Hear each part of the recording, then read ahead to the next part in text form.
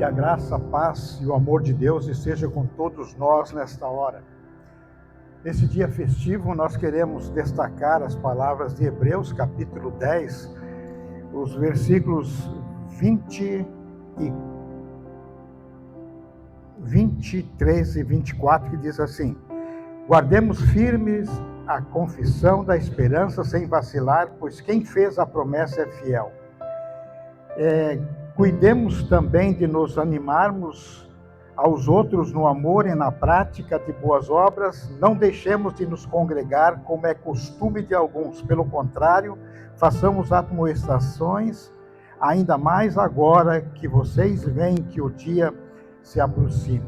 Que Deus abençoe essas palavras em nossos corações. Queridos irmãos, hoje estamos felizes.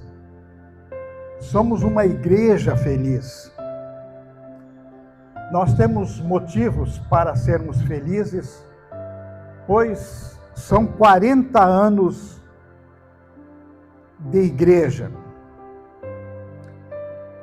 E essa alegria, essa felicidade, ela está em dois pontos importantes. Em primeiro lugar, o desenvolvimento numérico, histórico, patrimonial e de serviços. É a manutenção organizacional, desenvolvimento patrimonial, orgânico e estatístico. Lembramos também, e especialmente, um outro motivo para celebrarmos, e muito mais importante, e esse é a nossa imensa alegria, é que Deus esteve sempre presente conosco com os meios da graça. Essa celebração de hoje é a presença de Deus e de pessoas assistidas com os meios da graça. Estes são os mais importantes. Nós muitas vezes valorizamos as coisas materiais, nós valorizamos números, nós valorizamos riquezas, mas a verdadeira riqueza, para ser valorizada, para ser celebrada, para ser entregue a Deus como louvor, está acima de todas essas coisas, que é a presença de Deus com os meios da graça e as pessoas que testemunharam, que viveram a sua fé. Não sejamos mesquinhos. Parece uma coisa simples, mas da maneira como olhamos o templo e a igreja, pode fazer uma grande diferença no ser igreja.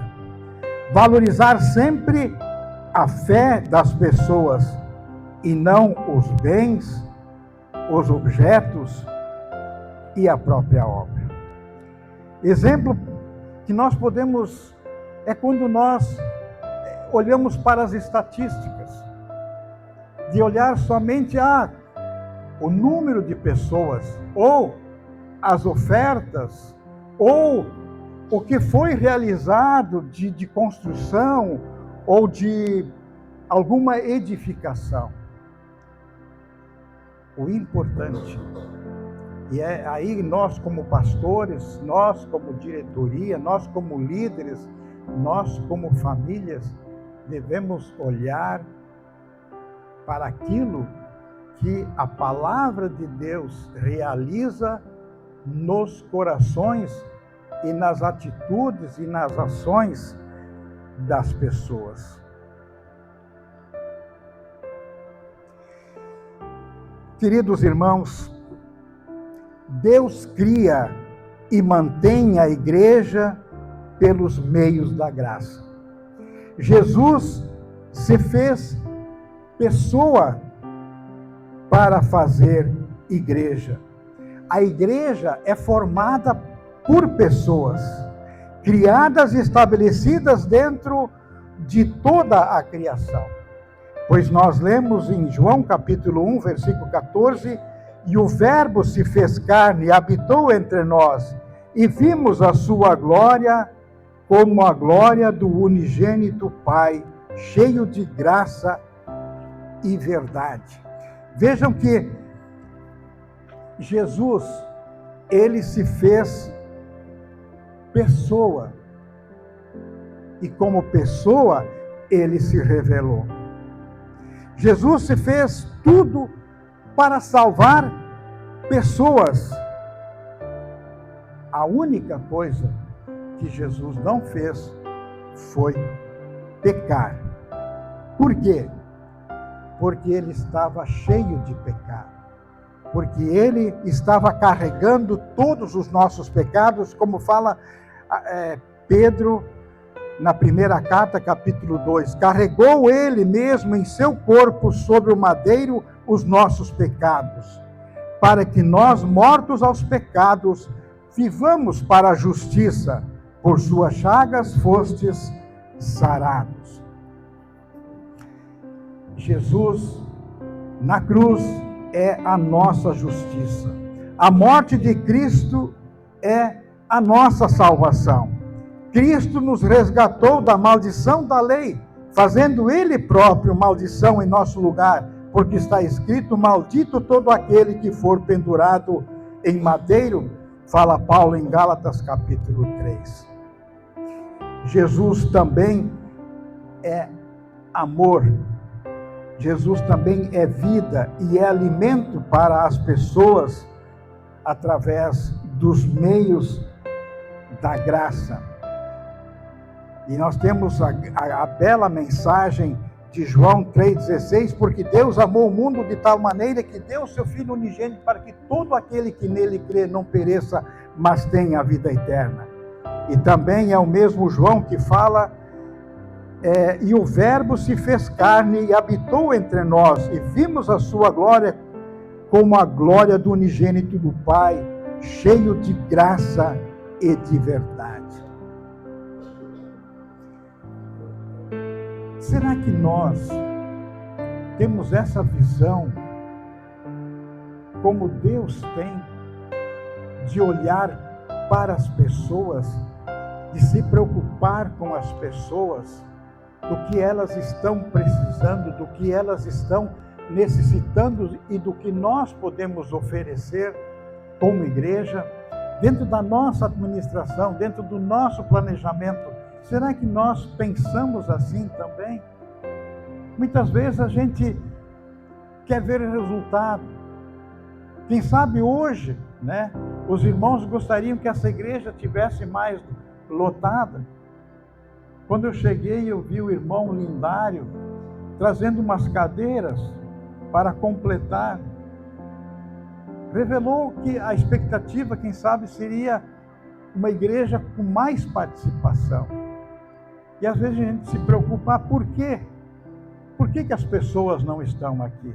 E a gente só olha, puxa, é um dia festivo, poderia estar superlotada a igreja. Mas não é essa a nossa preocupação, não deve ser esse o nosso principal foco. O nosso foco tem que ir mais além. É o que as pessoas estão pensando.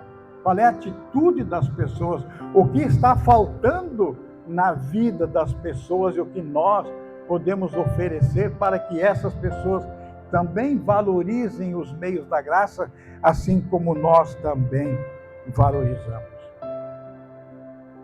E o que é esse mundo? Esse mundo não pensa em pessoas. Esse mundo pensa, é o mundo do pet. Se dá mais valor a um cachorro, a um animal, chamando de filho, do que as pessoas. As pessoas preferem casar, namorar com um cachorro do que com pessoas. Nesse mundo do logaritmo, se pensa em tantas coisas abstratas Então, que a gente não alcança e, no entanto, se afasta das pessoas. Também, o mundo se coloca como narcisista, se colocando no centro das coisas e retirando Deus do centro.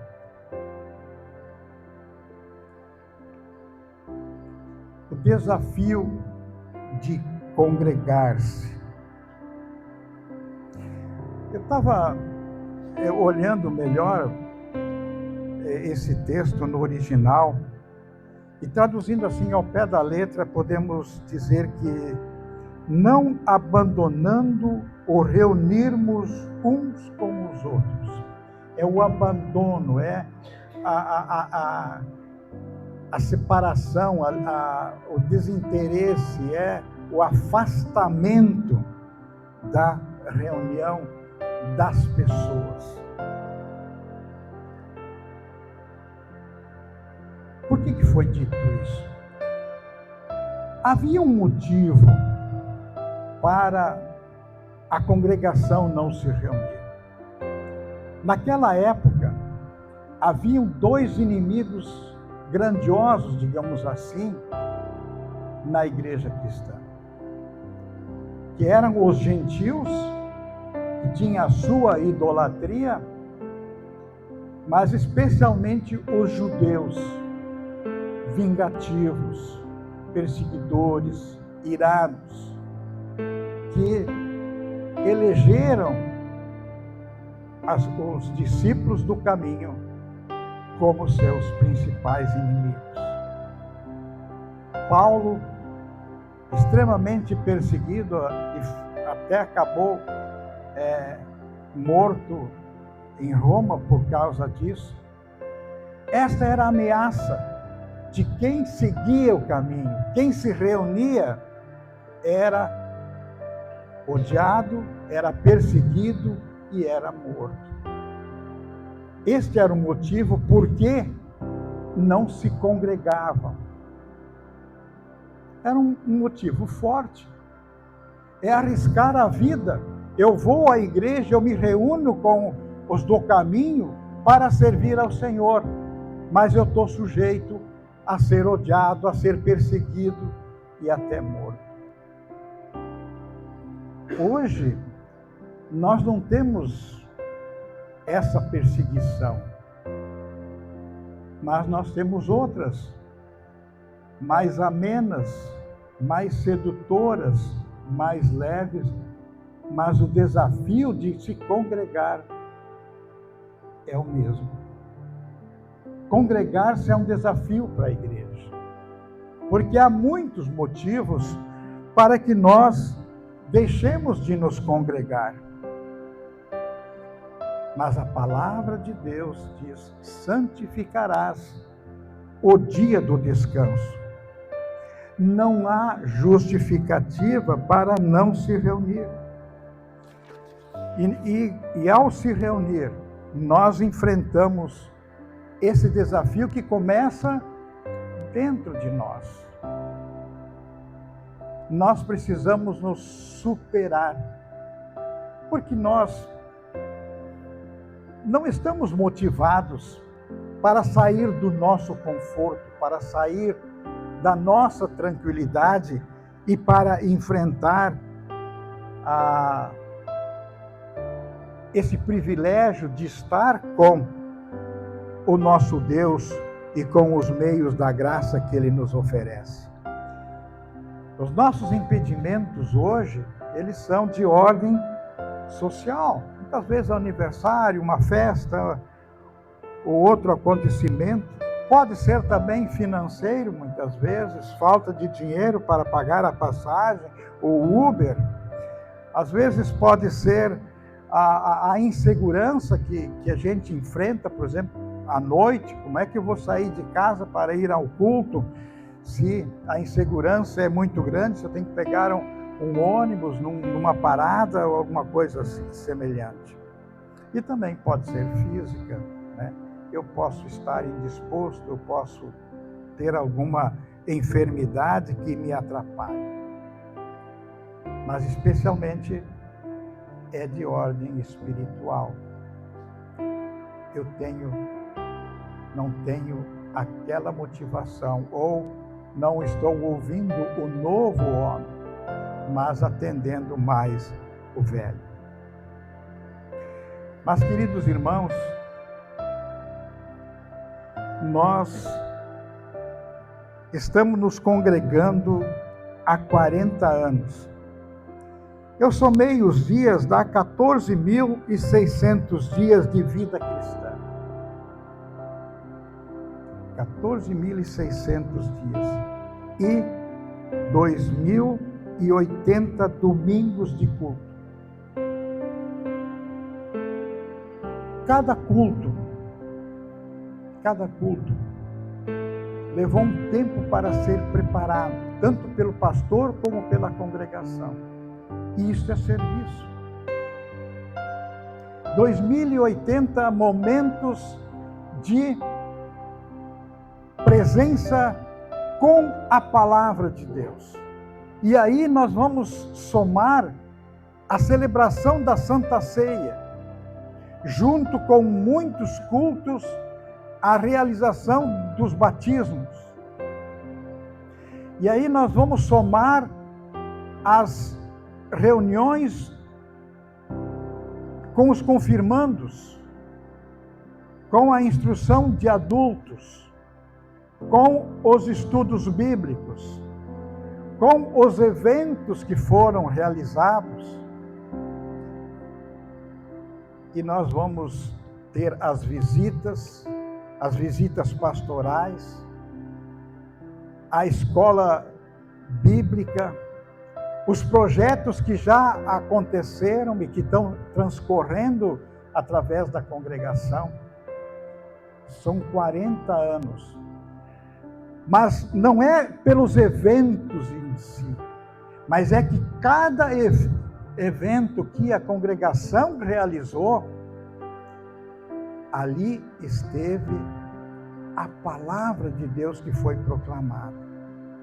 E quando a palavra foi proclamada, é o amor de Deus descendo e se oferecendo e acolhendo e transformando as vidas.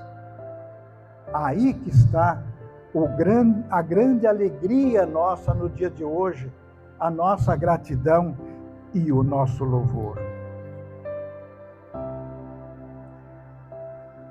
Nós cantamos o melhor lugar do mundo. O melhor lugar do mundo também é aqui. Também é nesse lugar. Por quê?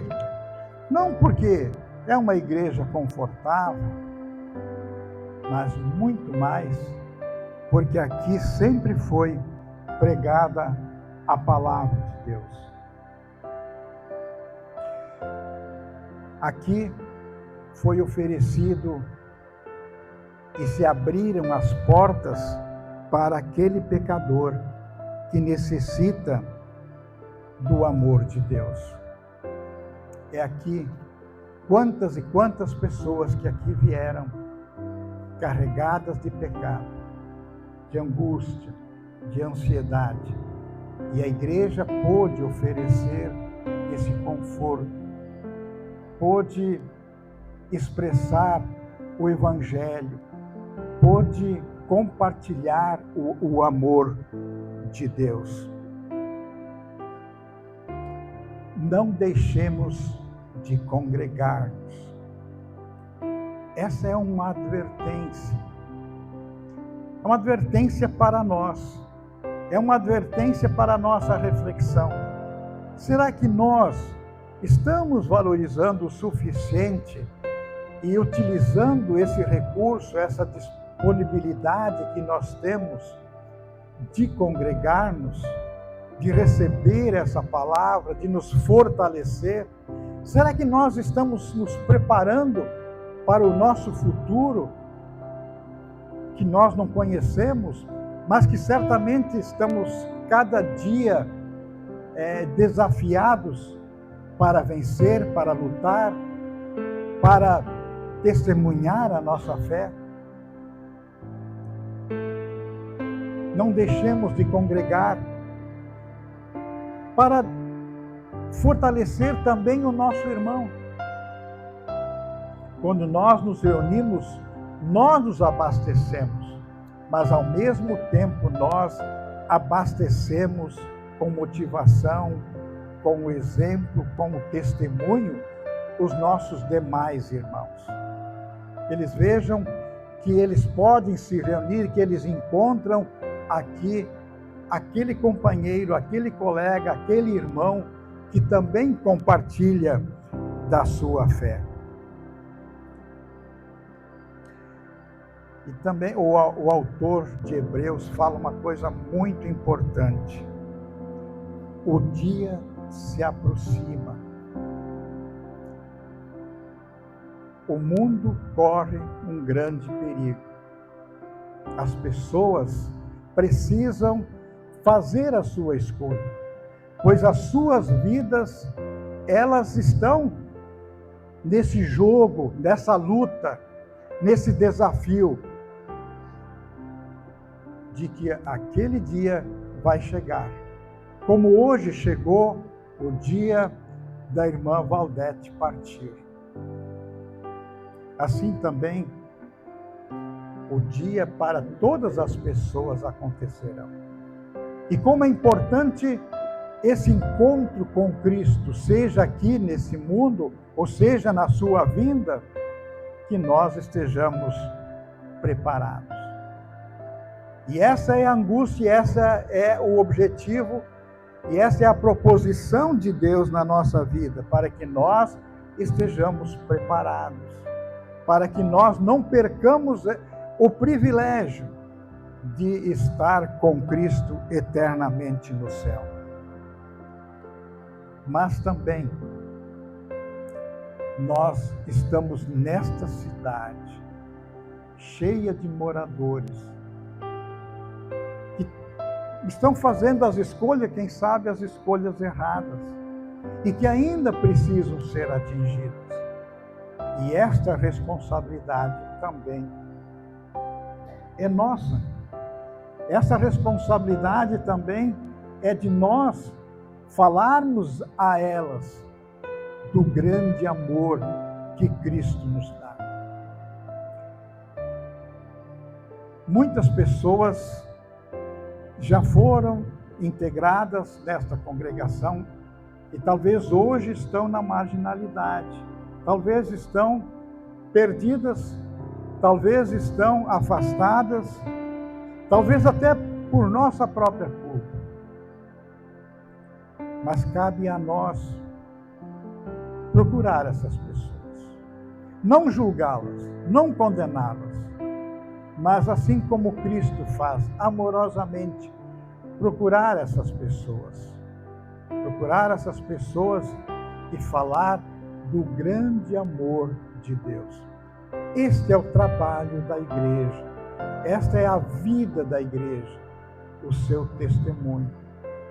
E ninguém melhor do que nós para fazer isso, porque nós já usufruímos do batismo e usufruímos também da Santa Ceia, que são os elementos que fazem com que nós sejamos esta igreja de Cristo.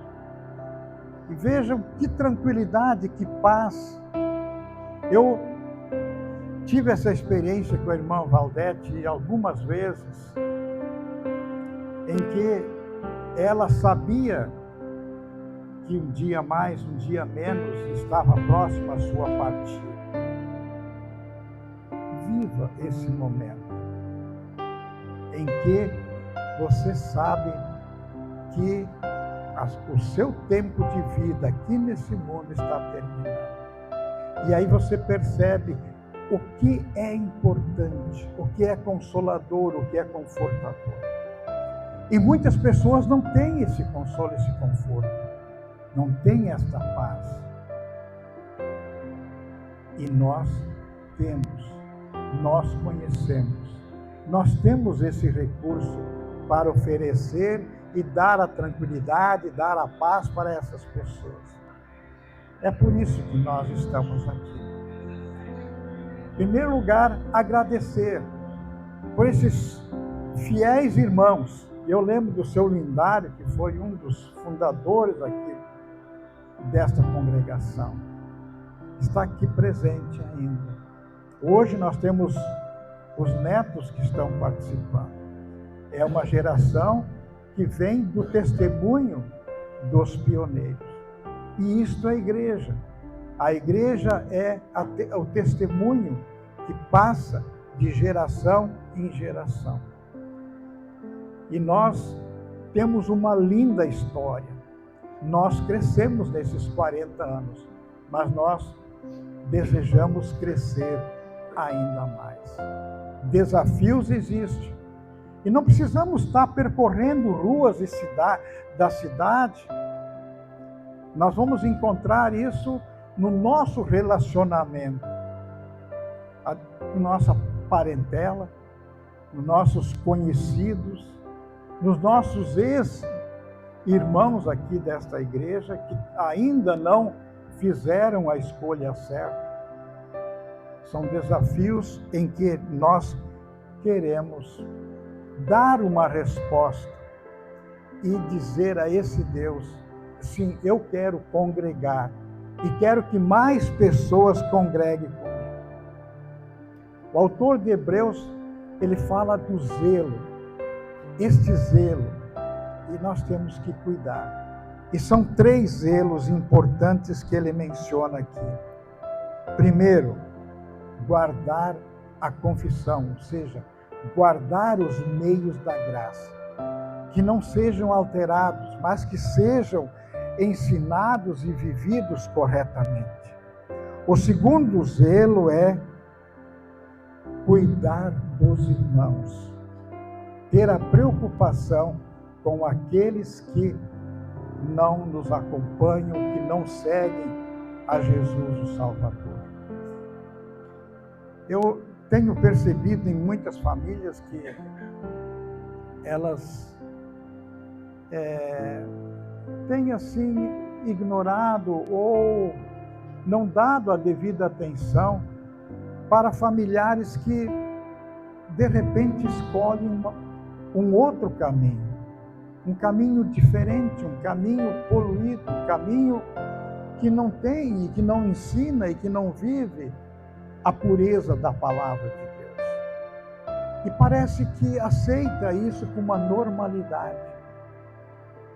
O zelo significa de me preocupar, de eu conversar e de eu fazer tudo possível para que aquele que está se afastando do caminho seja reintegrado, seja novamente convertido para a verdade.